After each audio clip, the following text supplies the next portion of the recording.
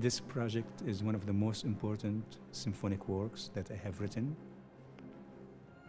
The Desert Rose and the story of the National Museum of Qatar deserves a symphony. The history, the richness of the culture, the heritage.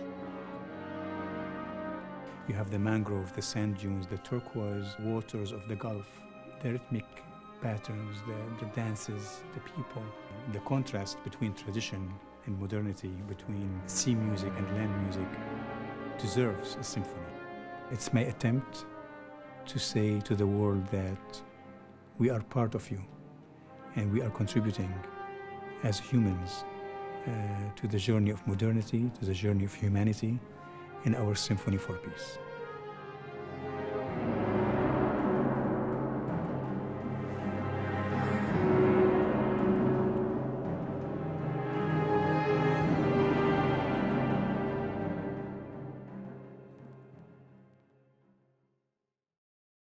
This is Symphony number 6. It's my latest symphony.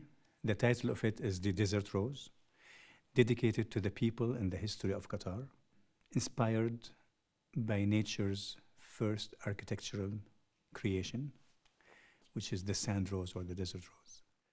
This is the desert rose, and the design of the National Museum of Qatar is based on this nature's first ever architectural design. It's found deep in the desert. It takes thousands of years to form. Sand, water, wind, and most importantly, the most valuable asset of our humanity, which is time, millennia. The purpose of this work is to preserve and present the Qatari heritage and integrate them into a serious symphonic work so we can present that vocabulary all over the world. I'm bringing the interesting rhythms of Qatar, the vocabulary of the Arabic modes or maqams, the dances. You know, we have the sea music, the land music of Qatar. You know, they have specific sea music for diving and for searching for amazing sea pearls. They have the land music of the desert and the Arda dance.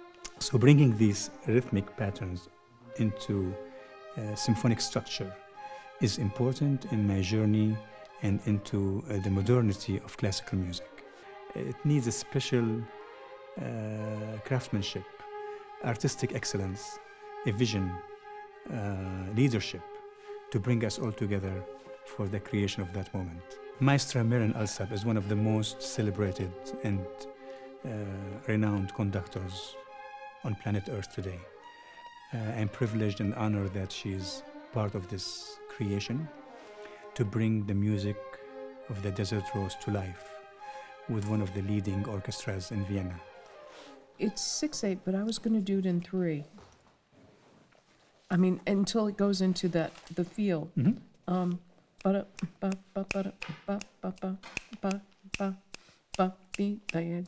Because it really is in 3 until, wait,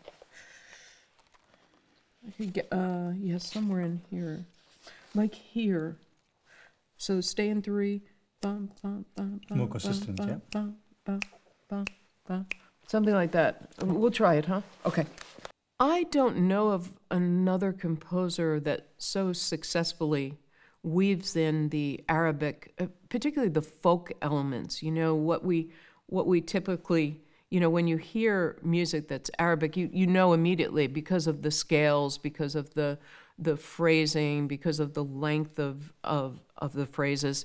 And by bringing that into the symphonic structure and integrating them, you're really opening up a whole new art form in a way.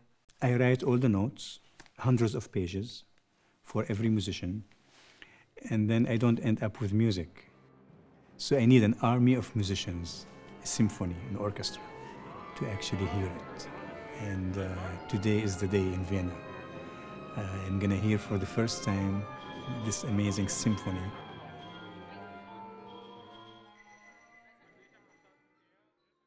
Let's get everybody settled. Thank you. 1, 2, 3.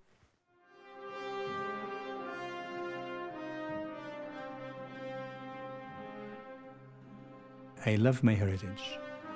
I love what my ancestors contributed to humanity. The first ever music notation was invented in the Middle East, in Ugarit. I adore the music of that region, and it's about time to have the symphony orchestra celebrated so we can present it to the world.